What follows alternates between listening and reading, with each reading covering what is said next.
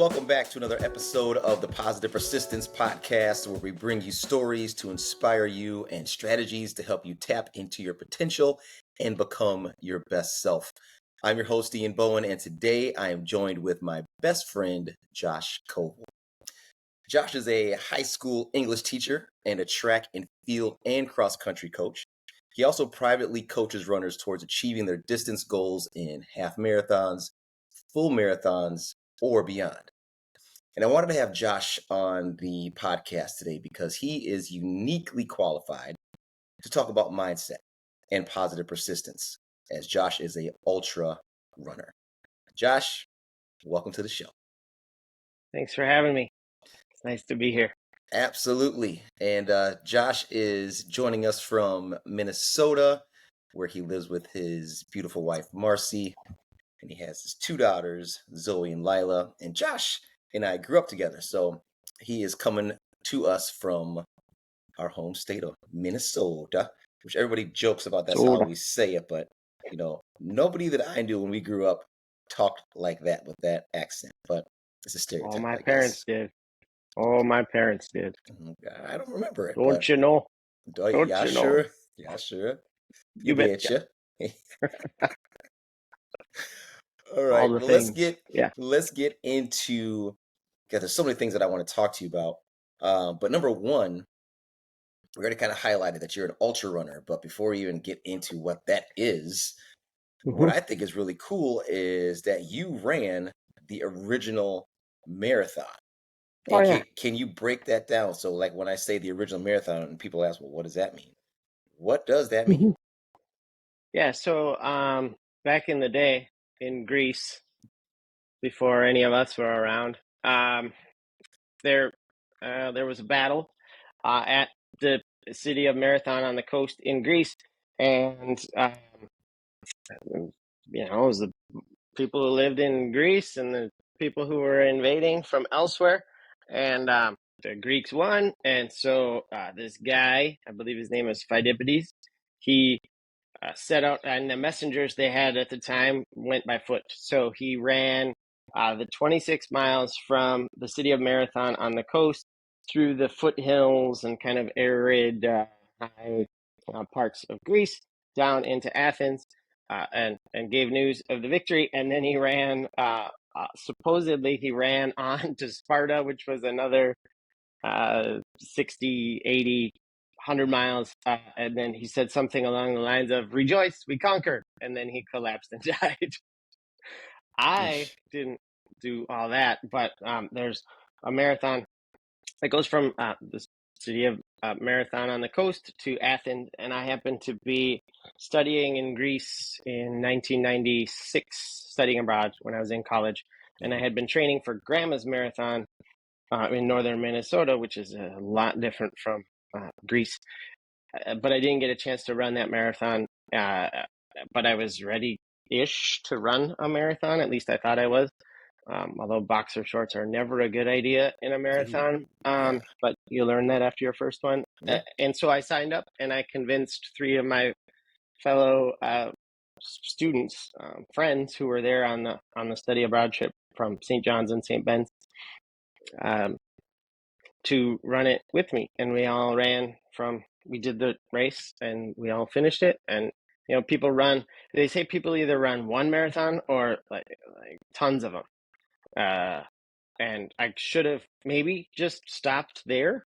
I don't know, but that was I was hooked. So that's where it started, and that's the original. If you would have stopped there, we wouldn't be having this conversation. Right.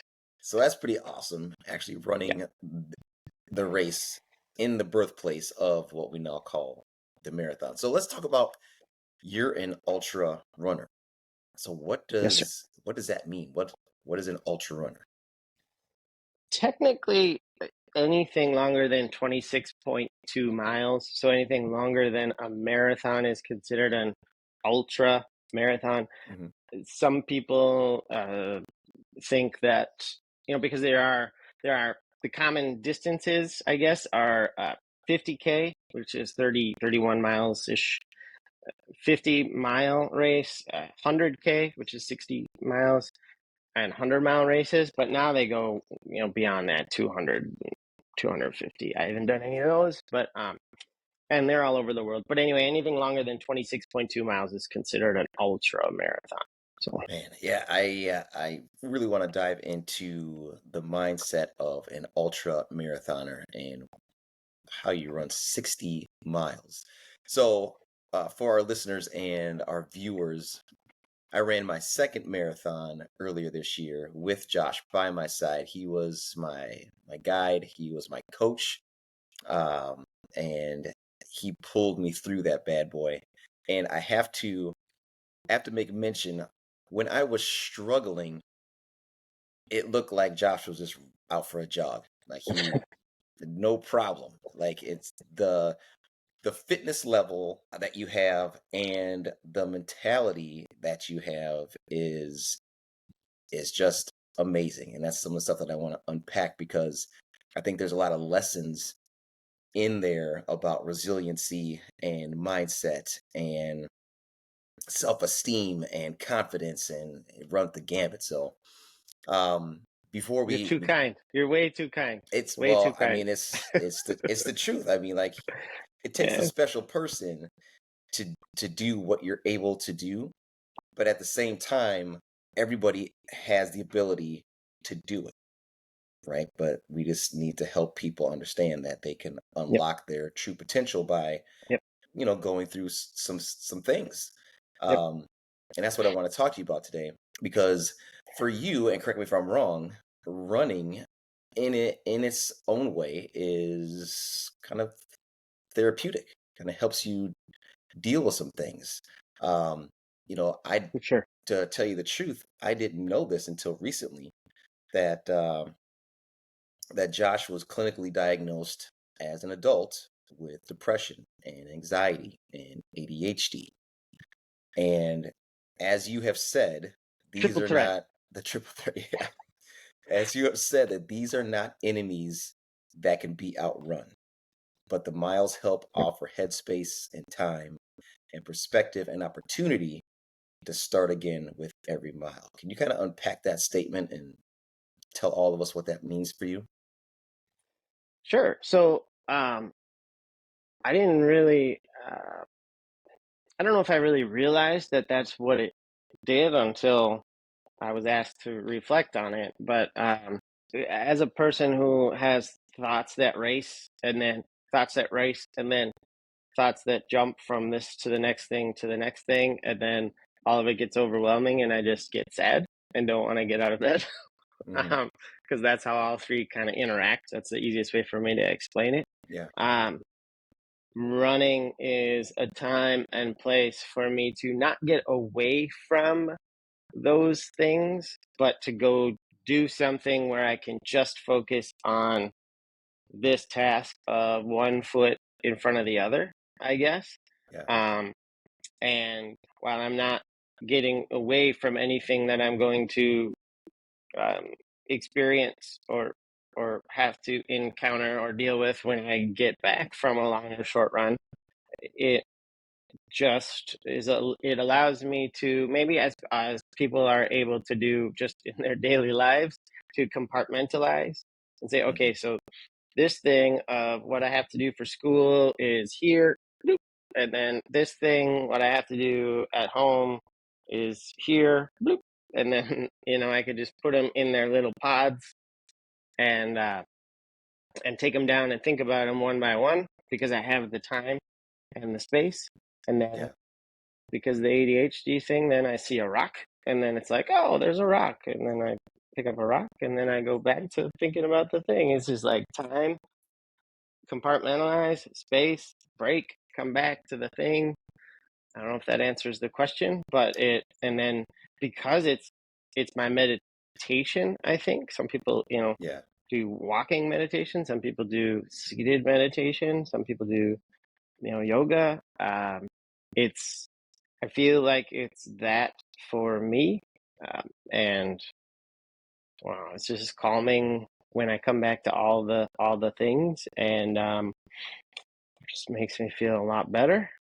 And it's done. Running has done so much for me that sometimes I feel guilty, and like I am taking too much from it. But then I'm reminded by people close to me about how many people uh, I've interacted with and helped because of it. So it's just like positive. It just keeps paying dividends back, I guess. Yeah, let's And talk that's about all the some good. of those people that you've helped with running. What would you say is some of the, at least the lessons that you've been able to learn through helping people on their running journey? Um, I think for starters, I mean, a lot of the people that all the people that I help train for something, Hmm. they they have to learn that you you go through a lot of it alone, right? The training, the miles, Yeah. no one's no one's no one's cheering for you at 4 a.m. when you're running Yeah. repeats up the ski hill. Like there's Right. nobody there. And a lot of people, in their lives need or want or thrive on that those accolades. And those can certainly come, and I've seen them come to a lot of runners because of what they've been able to do. But you have to put in there's a lot you have to do to get there. There's a lot of perseverance, a lot of resilience, a lot of troubleshooting, a lot of, so that's a big lesson that just like, and you fail over and over and over again. And, or at least I do. Maybe people who are better runners don't, but, uh, there's always obstacles, and there's always something that could stop you. There's always something that could keep you, stay in bed. There's always something that, it could be pouring rain and you just like, forget it. I'm going back to bed. Yeah. Um, Yeah. Always but those excuses. so those are some of the big ones, just like that you're with yourself, you learn about yourself and what you can overcome. When you're done, when you persevere through the half hour of 5 minute jogging, 2 minute walking, when you're just getting started, or it's You're talking a about when you're 6 hour. training. Yeah, Hmm. thank you. Yeah, and or when you're running a 6 hour run, when you finish that thing, it's just like, okay, now what? Like I could do what's next? Like I'm gonna do the next thing now, whatever it is. I'm gonna get it. My feet might hurt a little, but I can mow the lawn or Right. whatever the next thing is. Yeah. So And that's it. what It's like back to life, right? Like you go do that, and then it's like, okay, now this thing. So what sorry, is go ahead. it that drives you or people that you've trained when it is raining, it's wet outside, or it's too hot already, or my body's sore from training? What is it that helps you or the people that you train or the kids that you coach? I mean, what do you teach them to tell them to Mhm. to get over those obstacles? Because as you said, I mean, those are real, right? And how do you equip your runners with, I guess, the mindset to be able to get past those obstacles? Sure.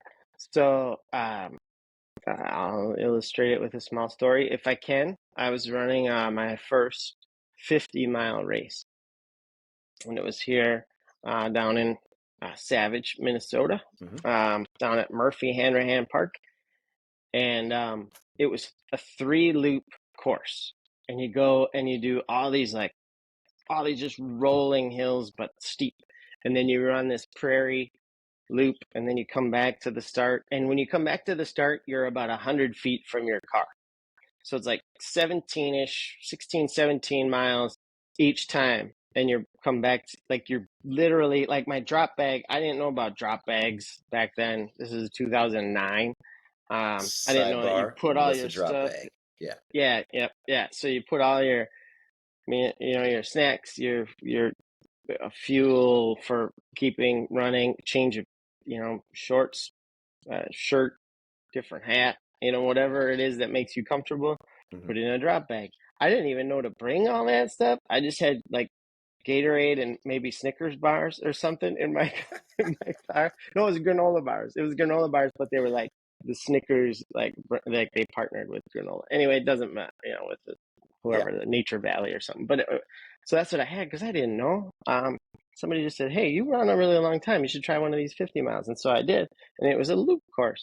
I know that I don't like those anymore, Yeah. but I keep signing up for that one. But anyway, the point is, I went around once. I was like, "Wow, that was really tough." And then I went around again, and I was at 30 some miles, 32, 33 miles. And I got back to my car and I called Marcy, my wife, and I said, "Hey, I might just come home." She said, "Well, where are you done?" And I said, "Well, nah, I got to do another loop." And she said, Go finish that race." She said, "Are you hurt?" I said, "No." So I'm tired. I might have cried a little at the end of that last loop, but I'm okay. Yeah. Just ate 6 granola bars, whatever.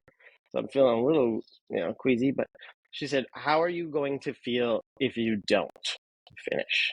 Mm. Think about how you are going to feel if you don't." I was like, "Oh man, I love you, Yeah. but I'm mad at you." Right. But she was right. And so put the last granola bar down and I went and I finished that loop and I don't regret it. And so that's the thing is that those two things, like how are you going to feel if you don't, is what I tell kids. Like how are you going to feel if you don't? And you've prepared. Like you've done the preparation for whatever goal it is that we have worked to set for you. Mhm. So I mean you can do this and how are you going to feel if you don't do it? And sometimes you have to you can't finish, right? And that's a whole separate thing about preparation and all kinds of stuff. But that's one of the things that I tell kids is, just you've done the work and now it's time to do the thing. And then another thing that Marcy and I talk about, Marcy's amazing. She's an inspirational human. But we her her mom, who was the toughest person I've ever met in my whole life, had polio as a teenager, Mhm. and couldn't, for all the time I knew her, couldn't run, could hardly walk. Had one, her hip was bad. She had a lung that pretty much fully collapsed, and she lived for 20 more years. And so the other thing is, Marcy says, my mom would have given anything to be able to do, to be fully, completely able-bodied, and so to honor her memory as the toughest person we both have ever met. You don't just not do something that you're capable of doing, because she did tons of stuff that she shouldn't have been able to do, and so you just get up and you do the thing, because it's nothing compared to polio, a collapsed lung, and a hip that doesn't work for your whole life since age 13. Like that's, Yeah. That yeah, puts things into perspective yeah. for you. And Sorry, those that's, are my things that I tell. So those are like, yeah. that's how the story goes. Like I've told that story so many times.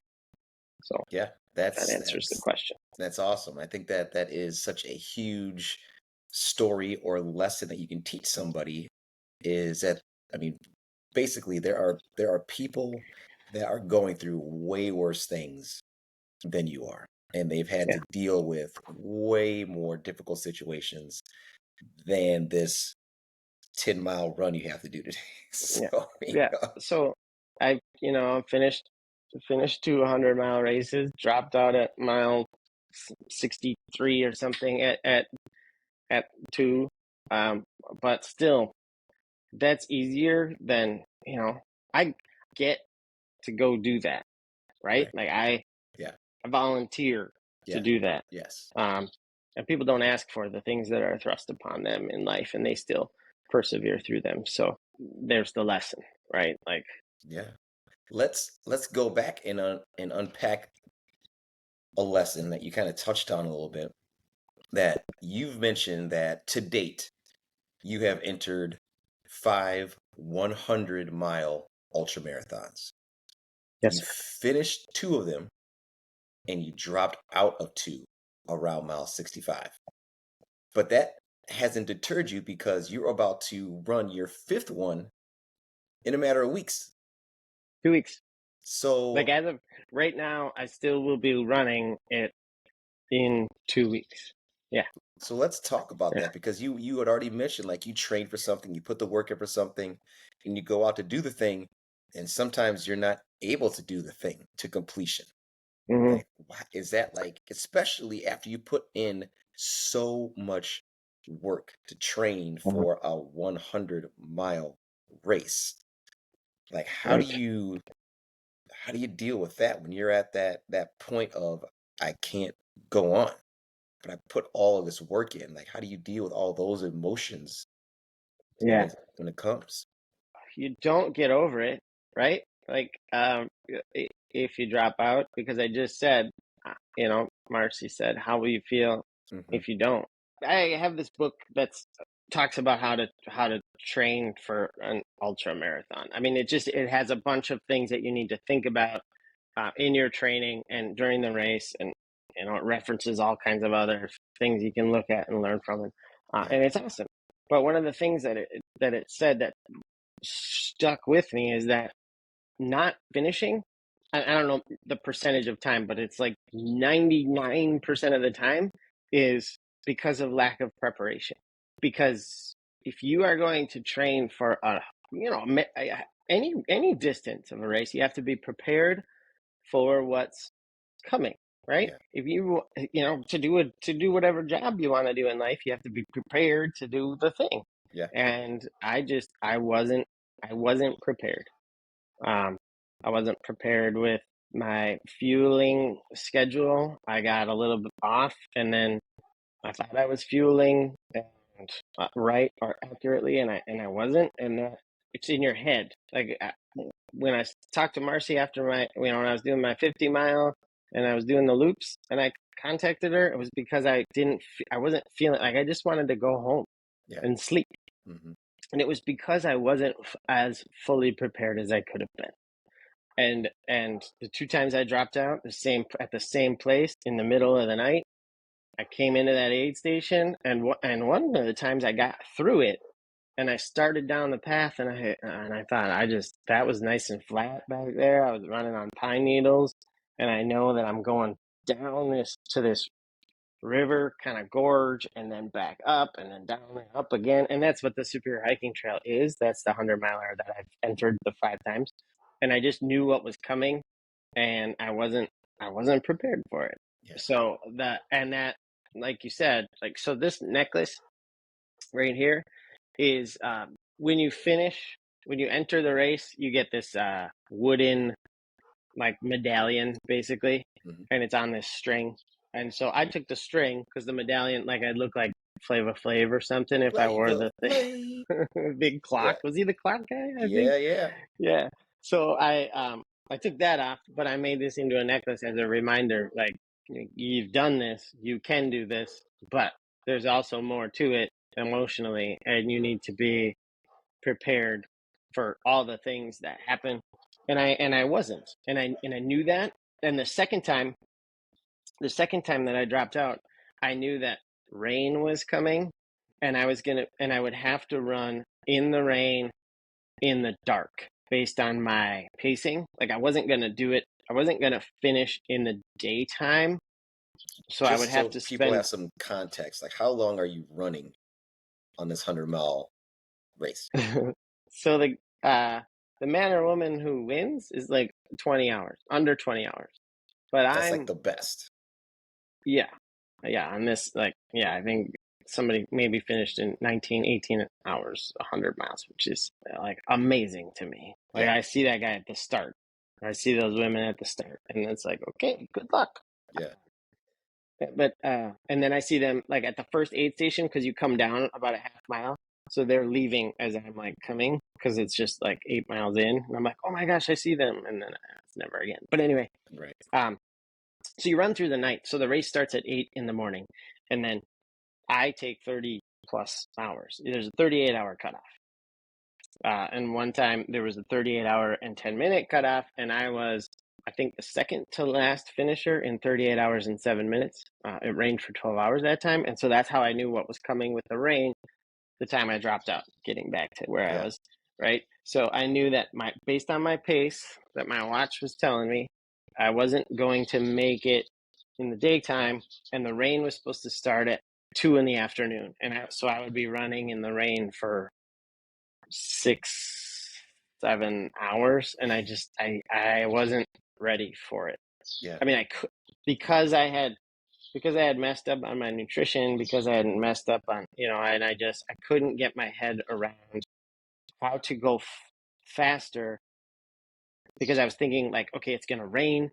I got a bad attitude, and I knew my bad attitude was because of nutrition, but I mean, I know now that that's what it was, Mhm. but I didn't understand it then because I wasn't thinking clearly.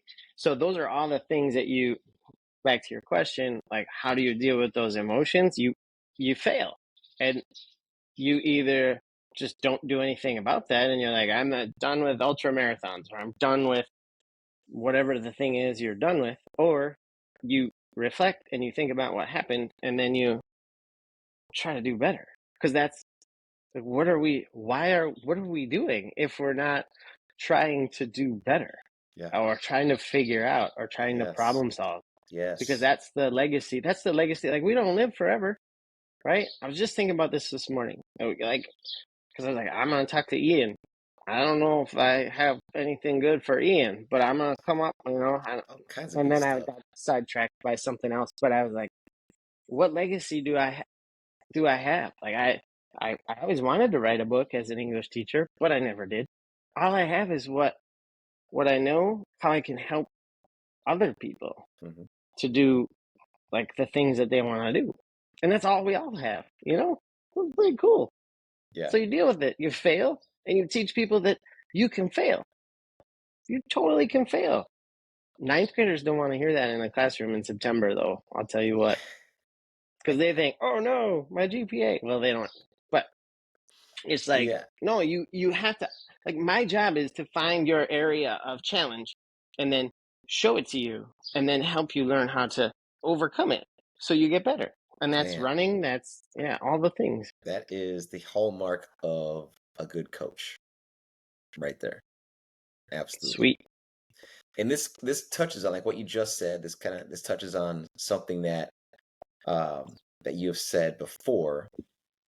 In lessons learned over 30,000 plus miles that you've ran are things that have mattered most for when you are alone in the dark of night running through northern Minnesota in the wilderness.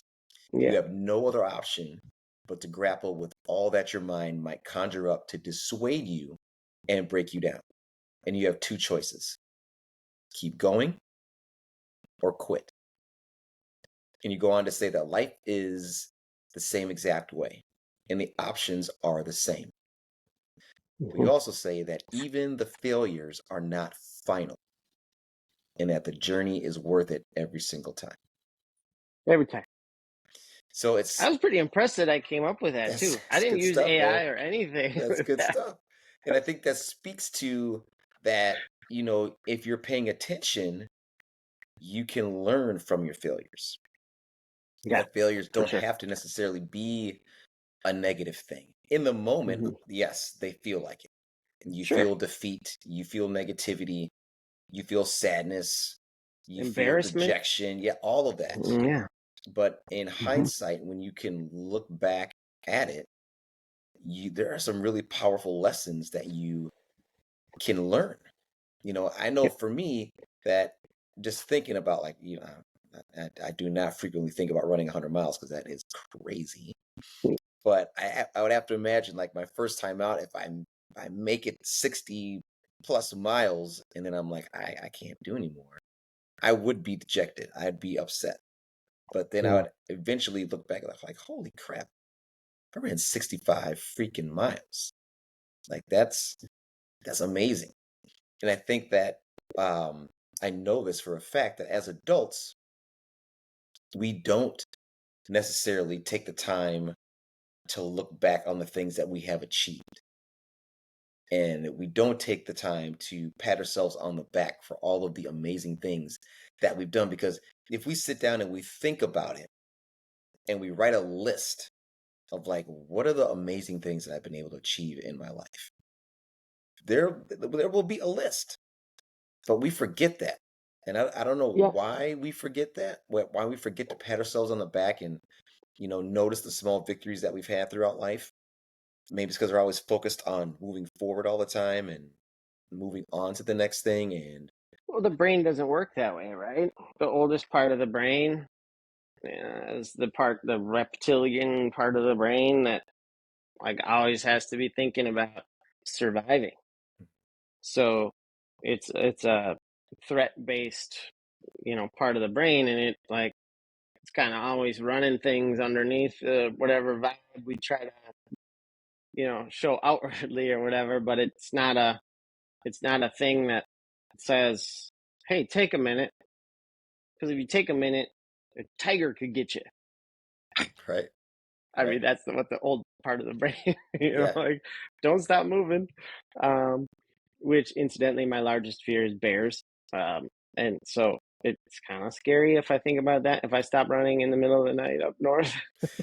yeah. I But mean, anyway, yeah, the oldest part of the brain is like the negatives are the things that you got to avoid those. So we don't stop and think about the good stuff. yeah, And we need to, yeah. because it It's helps our mental health for sure. absolutely Yep. like, yeah. That's what really matters is being able to stop and think about those positive things to help you move forward Mhm. and to get through the next roadblock because Yeah. it's coming. Yep. I've heard more frequently lately that all of us are either just getting out of a problem, currently in a problem, or heading into a problem. Right? Yeah. So I guess once you break it down, I guess that's true. But that's why it's so important to have all the tools with you, all the lessons Hmm. that you've learned in life to be able to battle the next problem. And then when you Right. beat that one, you take whatever lesson, whatever tool you used, and you put in what I call your metaphysical backpack. Yep. And then when you come across the next one, boom, you pull all that stuff Mhm. out and you go to Yep. war with the thing that's standing in front of you. That is what makes life rich. I mean, and I'm not talking about people who have catastrophic things happen to them, right? Mhm. But like challenges. Like you don't go through life just sitting, I mean, some people do, playing video games or avoiding challenge and avoiding discomfort and avoiding whatever obstacles, Yeah, because there's nothing like what are you doing? Like this existence has challenge, has suffering, has obstacles. That's what makes the good times so good, because that's what life is, right? And so without those things that you get through and that you work through and that you persevere through, then when it gets to be good, it's not worth anything if you're just sitting around, right. right? Yeah, So you gotta yes, gotta do something, absolutely. Like when we are whatever able, that thing is. whenever we're able to achieve Yeah, something, it is so much more fulfilling when you have put the work in to get it, yeah. when you've done the things that you need to do to get there. Absolutely. And what amazes me as we're sitting here talking about challenges and doing the hard things, like you choose to run 100-mile races. Like you choose to do something that most people would never even dream about doing. Like that And it is might be kind of dumb. And it might be hard. kind of dumb. Well, you know what? Whatever you want to say about it or call it, like I am in awe that Yeah. you put that challenge in front of you. Right? You don't have to go run that Yes. race. You don't have to train for this race. You don't have to put No. yourself in a position where you're running for over 24 hours. Like, let's put that into context. Like, you're running for a day plus. Like, that's crazy to me. Yeah. That's amazing to Yeah. me. Yeah. And you put yourself in a position to where your body can handle that. Like, talk about a to a test. degree. To Well, a I mean, degree. talk about a test. Talk about a Yeah. challenge. Talk about adversity. Talk about a hurdle. Talk Right. about an obstacle. Mm, And most people don't invite that kind of challenge into their life, but that's something that you do willingly, and you go out to conquer this thing. And yeah. that, to me, and that takes a special kind of person, man. And it's amazing. It is amazing And that. I think maybe a point of clarification, or just to say, I've met people, on the trail, and just some amazing people. Just if I'm out backpacking up north or whatever, and meet people just in passing who you don't know anything about them, and then you get to talking to them, and they've been through, you know, some significant things in their lives, Yeah. and you don't know what the next person has dealt with, has coming, you know. And I don't want to make it sound like, I mean, granted, growing up as a little kid in Burnsville, Minnesota, when it was, at least for me, pretty idyllic suburbia kind of stuff. Yeah. That's how Um, we grew up. it was pretty cool. But when I hit my teenage years, I had some stuff happen. It's not like, oh, this guy has never had any difficulty, and so he just goes and finds something difficult. That's not how I came into all of this. So yeah, but I'm glad I have it to do, because it's taught a lot, and it's brought so many amazing things. Running has brought so many amazing things into my life that I wouldn't have otherwise. So You talk about some of the lessons that you learn in terms of your journey. Uh, mm, and you say that the more difficult the journey is, the more you have the opportunity to, number one, embrace and be open to change. Number two, grow. Number three, gain strength through the enduring of the challenge. And number four, think about what really matters. And I yeah, think that those are not only things that you utilize when you're running, because I will tell you, um, I've used those things as I've trained for a marathon. But those are mm, also keys to life, like life in general. And I hope that the people that are listening and watching to this, our audience, is reading between the lines and seeing the lessons that you can learn, or the lessons that you are teaching through your experience through running and through living your life, and running being such a big part of your life. That you don't have to be an ultra marathon runner.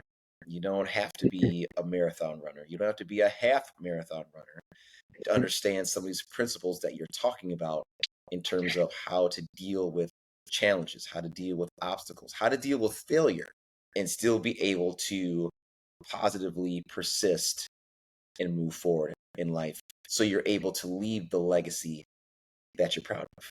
It's yep, amazing.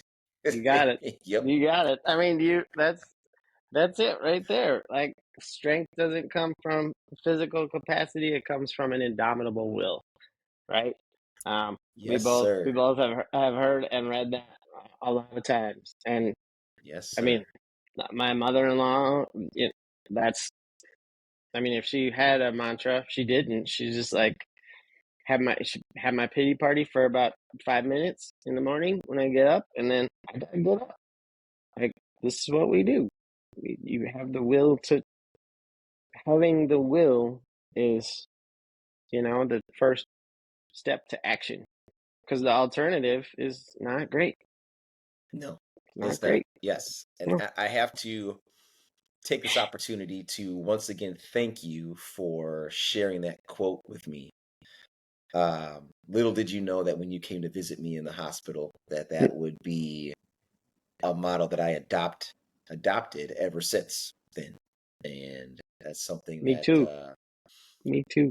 it rings true for me every time that I say it.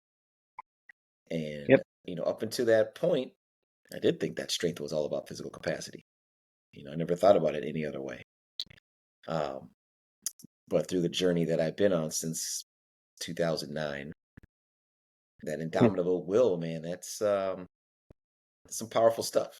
And the thing is that everybody has the ability to tap into that indomitable will. Yep. Everybody has it. It's just a Everybody matter does. of, getting your mind right and searching Mhm. for the things that matter most. Like you say, Yep.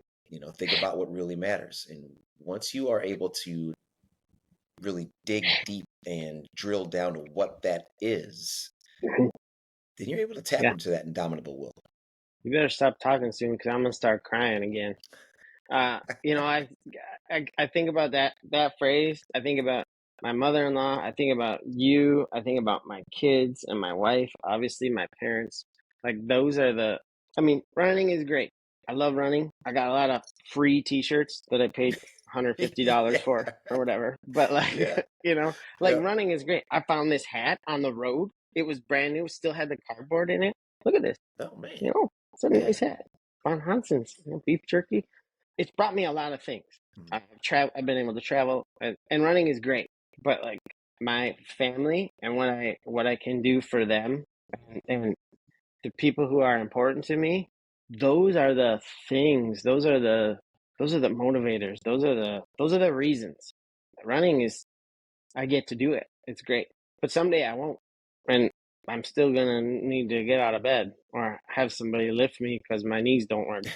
Um, you know, so there Yeah. still needs to be. You still have to have those things, those people, those motivators, and we're lucky. We're lucky. Yeah. And sometimes I have to remind myself that I'm lucky at mile 60 in the middle of the night. And mile 60 in the middle of the night is a metaphor. And for the night before school starts, halfway through the first day of school, because that day terrifies me every year for 25 years. Um, whatever the thing is, Mile you just 60 gotta in the middle keep of the going. night. Yep. Mile Gotta keep 60 in the pushing. middle of the night. Because there is no Yep. other option. Right. Well, You or want there is another option, but it's worse. Yes, yes, but there is Right. no other option if you want to achieve what you set out to achieve. Yeah. You And gotta if keep you going. want to ride home, because your car is at the end of the race. So So when you you have get to home, hitchhike. you gotta get back. Yeah. That is One time awesome. that was my thought because I didn't have a crew. So I was like, well, if I stop now, I'm gonna have to figure out a ride, and who's gonna drive me? There's nobody here. Yeah. Like I gotta keep going because my car's at the end. No option. I like that. Yeah, Yeah. that's why I'm not having a pacer this year at mile 60. I need to keep going, and that's what I need. I know that you Yeah, will keep going, and I would be remiss if I didn't take a minute to wish you, I don't want to say luck, but I want to wish you a great run. preparedness. Yes, when you're ready to rock and roll and you crush this next 100-mile race. Yes, sir. Crazy. Get it. All right, man. Well, thank you so much for taking the time out of your morning to hop on here and share with us your story Thank and your you. experiences. Yeah, I love you, and Love you too, man. I can't wait to hook up with you again sometime in person and just keep Big on hug. keeping on. Yeah, for sure. For sure. Well, not only do I want to thank you, but I want to thank all of our listeners and viewers for tuning in for this episode of the Positive Persistence Podcast. If you guys like what you heard, please like and subscribe on YouTube. Follow us on all of our socials. And as you heard today, one of the keys to life is being positive, being persistent. And if you listen closely, mindset is everything. We'll see you next time.